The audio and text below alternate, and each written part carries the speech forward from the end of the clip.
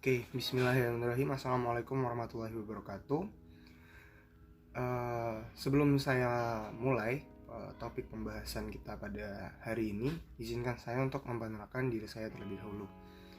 Perkenalkan, nama saya Muhammad Dafa Ramadan dengan NIM 1908 1020 1070. Oke, topik pembahasan pertama pada hari ini adalah profil perusahaan Walmart. Sebelum lanjut ke materi pembahasan tentang manajemen operasional dari perusahaan Walmart, alangkah lebih baiknya supaya kita mengenal terlebih dahulu, mengetahui tentang profil dari perusahaan yang akan kita bahas. Oke, Walmart adalah sebuah perusahaan retail terbesar di dunia saat ini. Walmart merupakan perusahaan retail multinasional dari Amerika Serikat yang mengoperasikan rantai pasar swalayan, department store, dan juga toko kelontong. Walmart sendiri pertama kali dibuka pada tahun 1950 oleh Sam Walton yang membuka toko pertamanya di Bentonville, Arkansas, Amerika Serikat dengan nama Walton's 510 pada saat itu. Walmart sendiri sekarang beroperasi di Argentina, Brazil, Britania Raya tapi dengan sebutan yang berbeda yaitu Asda, Jepang dengan sebutan lain yaitu Seiya, Kanada, Meksiko dengan sebutan Walmex, Puerto Rico, Republik Rakyat Cina. Walmart sendiri juga pernah beroperasi di Jerman, namun pada akhirnya pada tahun 2006 ditutup karena dinilai tidak menguntungkan. Selain itu, Walmart juga pernah dibuka di Indonesia, tepatnya di Supermall Karawaci pada tahun 1995 hingga 1998. Akhirnya Walmart di Indonesia ini ditutup karena pada saat itu terjadi krisis moneter. Assalamualaikum warahmatullahi wabarakatuh. Perkenalkan, nama saya Triyoga Tranawasista NIM 1908 1020 1178. Di sini saya akan menjelaskan tentang sejarah pendirian Walmart. Pada 2 Juli 1962, Walton membuka Walmart untuk pertama kalinya di Rogers, Arkansas. Pendekatan menjual barang dagang merek dengan harga murah milik Walmart ke retail segera menjadi model pendorong bagi semua toko pengecer lain. Langkah tersebut nyatanya sukses. Seiring perkembangannya, Walton memiliki 24 cabang toko pada tahun 1967 dengan pendapatan penjualan mencapai 12,7 juta dolar Amerika. Walmart meluaskan pasarnya dengan membuka toko di Keystone, Missouri, dan Claymore, Oklahoma pada tahun 1968 dan di Delaware, Kansas di tahun berikutnya. Walmart menjadi perusahaan publik pada 1970 dan terdaftar di New York Stock Exchange 2 tahun setelahnya, yaitu pada tahun 1972. Saham pertama Walmart dijual dengan harga 16,5 dolar Amerika per saham. Pada saat Walmart berekspansi ke Texas pada 1975, mereka memiliki lebih dari 125 toko yang beroperasi dengan 7.500 karyawan dan total angka penjualan sebesar 340,3 juta dolar Amerika.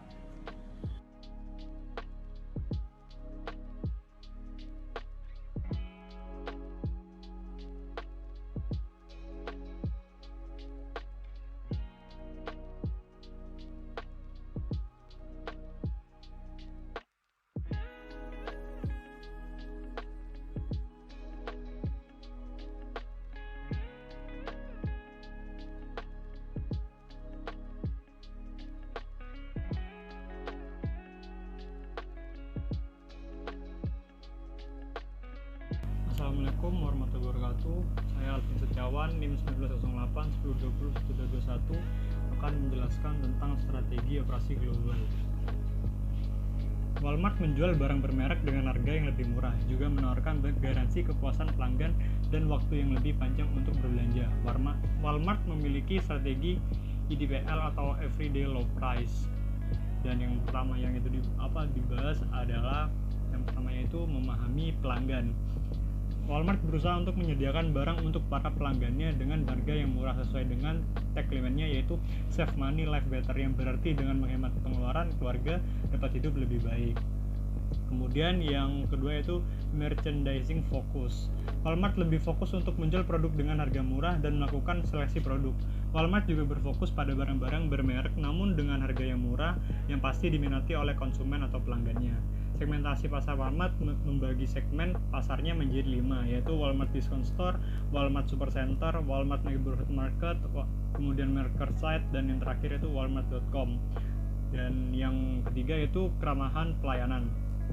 Walmart memberikan keterampilan para karyawannya untuk melayani pelanggan. Sam Walton selalu mengingatkan bahwa penghasilan mereka berasal dari konsumen. Para karyawannya juga selalu menyambut pelanggan dengan senyuman di pintu masuk, karena yang menikmati produk tersebut adalah para pelanggan-pelanggan yang akan datang ke toko mereka. Seperti itu. Baik, saya Silvi Ayudia Soraya, NIM 1908-10-20-12-06 akan melanjutkan pemaparan dari strategi operasi global. Selanjutnya ada strategi kepemimpinan biaya dan diferensiasi. Walmart ini sangat yakin bahwa komputer itu sangat penting untuk mengelola pertumbuhan dan menekankan struktur biaya. Walmart membangun jaringan satelit yang menghubungkan point of sales di semua tokonya. Jaringan tersebut didesain untuk memberi informasi kepada para manajer dan bagian penjualan terkait informasi status penjualan serta persediaan yang paling baru agar dapat meningkatkan pembelian produk. Selanjutnya, Walmart juga menggunakan efisiensi operasional dengan menerapkan sistem informasi untuk menawarkan produk dengan layanan biaya yang lebih rendah dan barang yang berkualitas. Strategi selanjutnya ada strategi inovasi, di mana Walmart ini melakukan strategi inovasi dengan membuat perubahan proses bisnis dengan teknologi informasi sehingga dapat memangkas biaya, meningkatkan kualitas, efisiensi, dan meminimalisir pemborosan waktu. Walmart ini juga memiliki pusat distribusi yang berlokasi strategis di daerah-daerah niaga di seluruh Amerika Serikat. Jarak yang paling jauh sekitar 350 mil dari toko-toko yang mereka layani. Tiap barang yang ada di pusat distribusi dipasangi barcode supaya dapat melacak lokasi dan pergerakan barang saat barang tersebut disimpan di gudang maupun barang yang akan dikirimkan. Dengan adanya inovasi teknologi informasi ini, Walmart hanya membutuhkan waktu sekitar 2 hari sejak awal pemesanan, pengiriman, sampai penerimaan barang.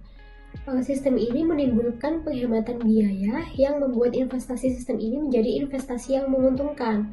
Biaya Walmart dalam pengiriman barang ke toko mereka lebih rendah menjadi 33%, sedangkan para pesaing mendapatkan antara 4,5% sampai 5%. Jadi, jika mereka menjual suatu barang dengan harga eceran yang sama, maka Walmart akan mendapatkan keuntungan 2,5% lebih banyak daripada pesaingnya.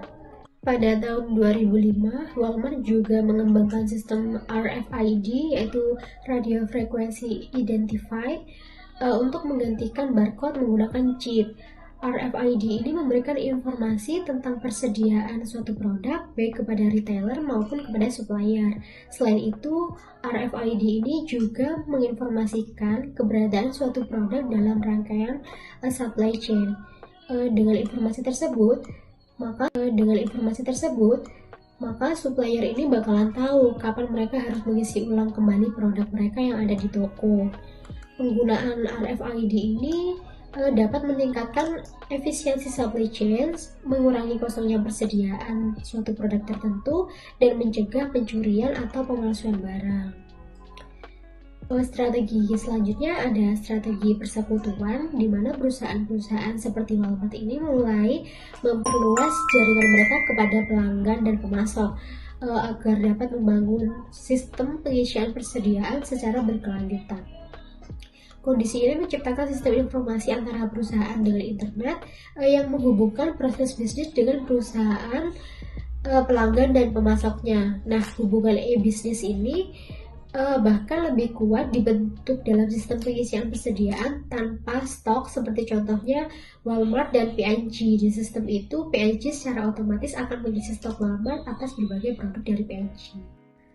Baik, kita masuk kepada subbab selanjutnya, yaitu ada analisis perencanaan kapasitas Walmart.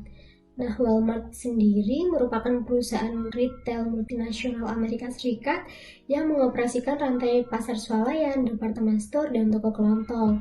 Barang yang dijual oleh Walmart itu akan didistribusikan kepada toko-tokonya kisaran 85%, sedangkan untuk pesaing dari Walmart sendiri akan mendistribusikan barangnya itu sebagai kisaran 50% saja. Walmart menggunakan strategi satu warsi dalam melayani tokonya, di mana perencanaan kapasitas pusat distribusi ini dirancang dengan sangat strategis supaya dapat melayani masing-masing tokonya dengan baik.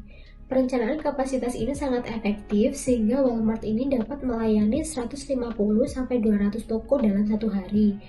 Walmart memiliki kapasitas armada lebih dari 3.000 truk dan 12.000 trailer untuk mendistribusikan barang.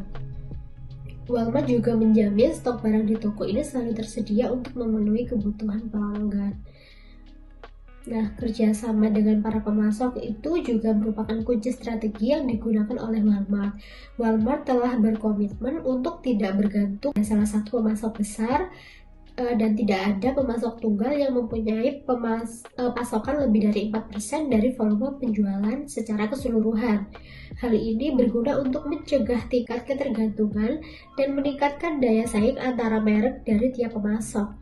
Dalam pemesanan dan distribusi, Walmart ini sangat efektif dalam harga dari pemasoknya.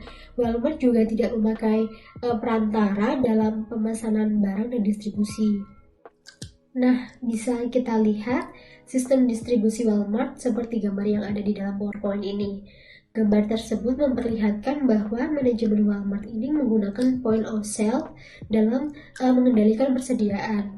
Walmart menghubungkan data antara perusahaan pusat atau manajemen dengan toko-toko retailnya dan suppliernya. Maka setiap toko retail ini apabila kehabisan barang, manajemen ini akan langsung memesankan kepada pemasok sesuai data point of sale. Kemudian Walmart akan mengirimkan barang ke pusat distribusi untuk dilakukan pengemasan ulang atau dilakukan pengecekan ulang. Ada 40 pusat distribusi yang dimiliki oleh Walmart dan masing-masing pusat distribusi itu akan dibagikan barang yang berbeda-beda sesuai dengan jumlah barang yang diterima dan dikelola. Tiap barang yang ada di pusat distribusi Walmart ini dipasangi kode komputer atau barcode, dan komputer itu akan melacak lokasi dan bergerakkan setiap kotak barang saat barang tersebut disimpan atau dikirimkan ke toko-toko retailnya. Semua barang ini bergerak keluar masuk di gudang di atas conveyor belt sepanjang 8,5 mil yang akan dituntun oleh sinar laser yang dapat membaca kode di setiap kotak dan memasukkan barang ke dalam truk. Setelah barang sudah tiba di toko supplier masing-masing, secara komputerisasi pula barang yang masuk atau keluar akan terekam dan terhubung pada manajemen Walmart. Pembayaran kepada pemasok juga dilakukan secara online. Hal tersebut dilakukan untuk mencegah kekosongan persediaan, kelebihan persediaan, kekurangan pada pusat distribusi dan toko retail seperti pencurian, pengurangan barang atau persediaan, dan keakuratan data dari toko retail dan supplier. Selanjutnya, di sini saya akan menjelaskan tentang perencanaan agregat. Menurut Heiser dan Render, rencana agregat berkaitan dengan penentuan kuantitas dan waktu produksi pada jangka menengah pada masa mendatang, biasanya antara 3-18 bulan ke depan dengan menggunakan informasi kelompok atau lini produk, bukan produk individu. Terdapat beberapa pendekatan dan metode dalam perencanaan agregat. Kelompok kami menggunakan metode peramalan least square. Adapun cara yang digunakan yaitu sebagai data berikut. Di sini bisa kita lihat data penjualan Walmart pada tahun 2015 sampai 2018 dalam juta dolar. Pada tahun 2015 penjualan itu sebesar 485,651 juta dolar. Pada 2016 itu tertera 482,130 juta dolar.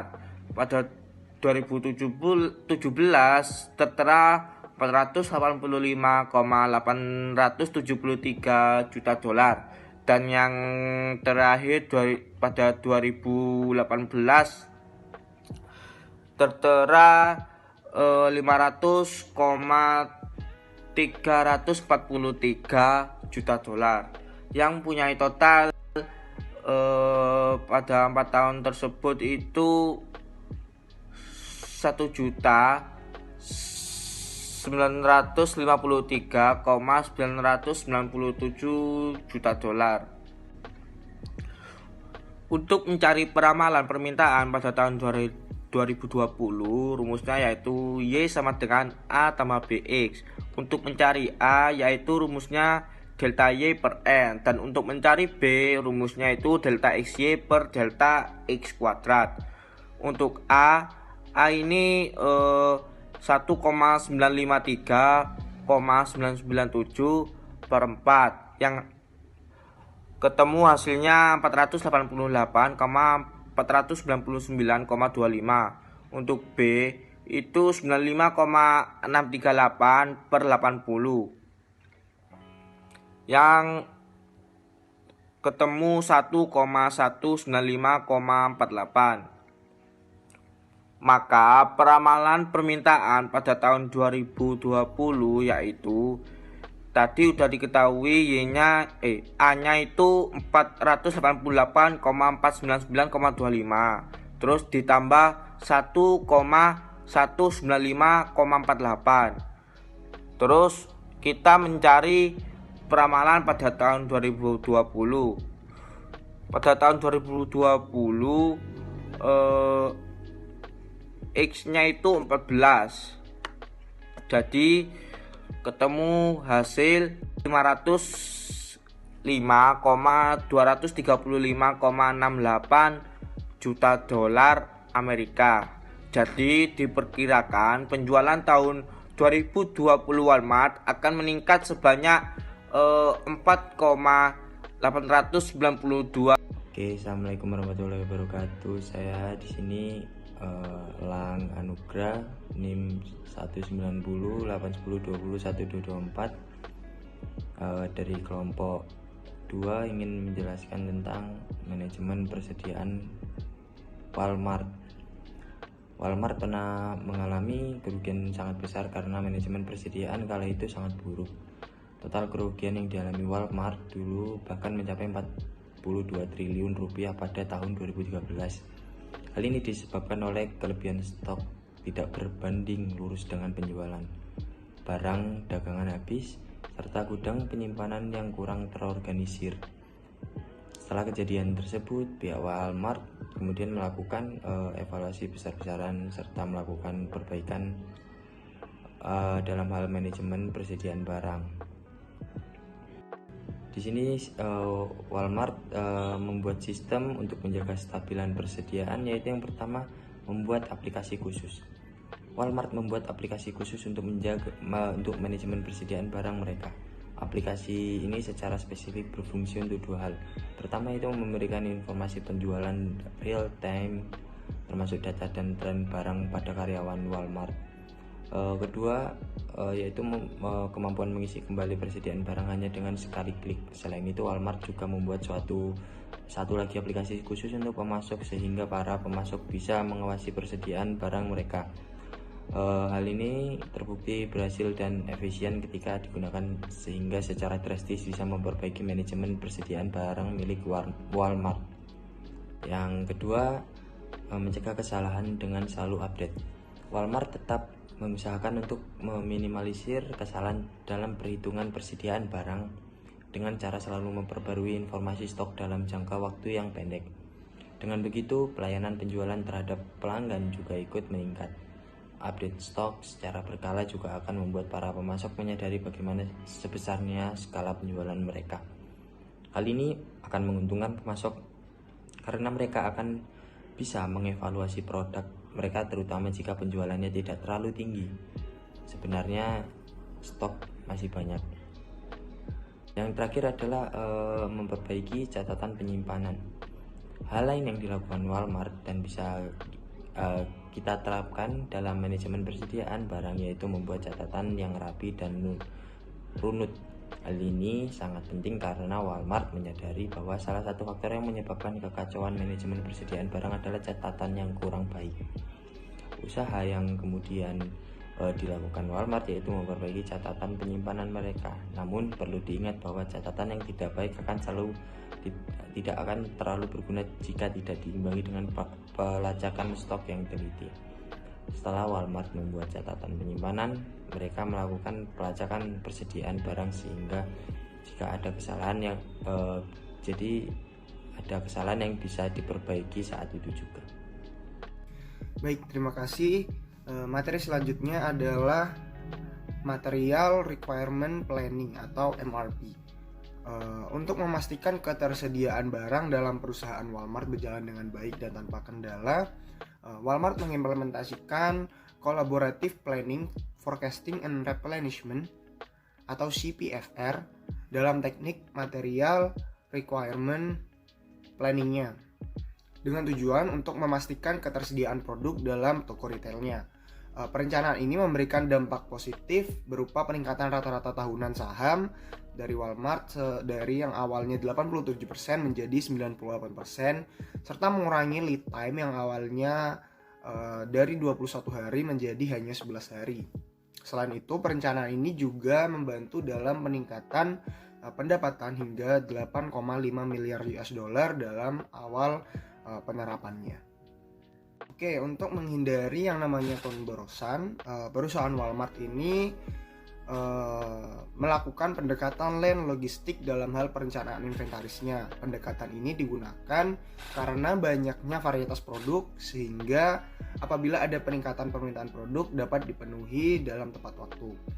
Selain itu, Walmart juga mengklasifikasikan persediaannya ini ke dalam 4 kategori. Yang pertama ada finished goods inventory, transit inventory, buffer inventory, dan anticipation inventory. Oke, yang pertama adalah finished goods inventory atau lebih umumnya kita kenal dengan stok barang di gudang. Jadi finished goods inventory ini adalah stok pasti yang sudah ada di gudang dan siap untuk digunakan apabila persediaan dalam toko atau retail itu udah berkurang. Jadi stok ini akan dikeluarkan apabila barang yang sudah dipajang di depan itu akan berkurang, jadi akan diputar dari finished good inventory ini. Jadi tujuan dari finished good inventory ini adalah untuk mendukung operasional dan penjualan toko, di mana barang akan dipindahkan dari gudang atau pusat distribusi ke toko retail Walmart untuk dijual kepada konsumen. Oke, yang selanjutnya adalah transit inventory. Transit inventory ini mengacu pada barang-barang atau persediaan yang sedang dalam perjalanan atau dalam proses transit. Yang dimaksud dalam proses transit ini apa? Walmart ini adalah sebuah perusahaan yang cakupannya sudah sangat luas. Cakupannya udah cakupan global. Jadi proses transit atau proses pengiriman barang atau proses pengiriman inventory ini tadi itu nggak memakan waktu yang sebentar, memakan waktu hingga mingguan atau bahkan bulanan. Jadi dalam proses itu, proses barang yang dikirim ini diklasifikasikan sebagai transit inventory. Tujuan dari transit inventory ini adalah untuk membantu finished good inventory tadi.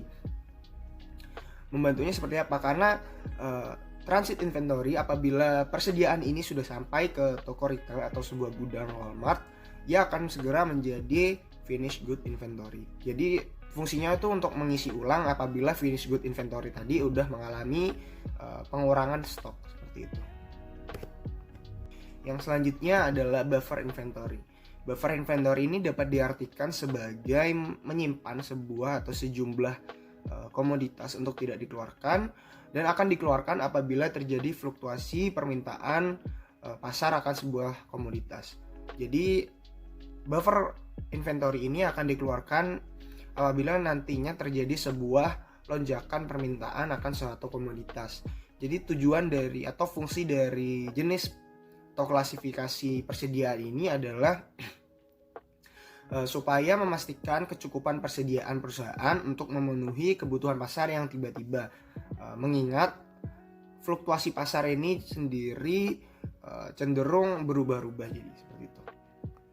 Terakhir adalah anticipation inventory. Sebenarnya antara anticipation inventory dan buffer inventory ini sebenarnya mirip atau bisa dikatakan serupa, yaitu menyimpan sejumlah stok barang terlebih dahulu dan akan dikeluarkan apabila terjadi pelonjakan atau peningkatan permintaan oleh pasar. Perbedaannya adalah anticipation inventory ini lebih dikhususkan untuk menyiapkan peningkatan permintaan pada saat-saat tertentu, seperti contohnya misalnya Natal atau Tahun Baru, dan contohnya lagi kalau di Amerika Serikat itu biasanya ada shopping day atau yang biasa disebut dengan Black Friday. Nah, anticipation inventory ini ditujukan untuk menjaga atau memastikan kecukupan permintaan barang untuk saat-saat tertentu seperti itu. Assalamualaikum warahmatullahi wabarakatuh. Saya Alvin Setiawan, NIM 1908-1021 akan melanjutkan penjelasan saya, dan di sini saya akan menjelaskan tentang just in time dan operasi ramping dari perusahaan Walmart. Dalam pelaksanaannya, Walmart mengandalkan teknologi yang dikenal dengan sebutan RFID atau Radio Frequency Identification Microchips.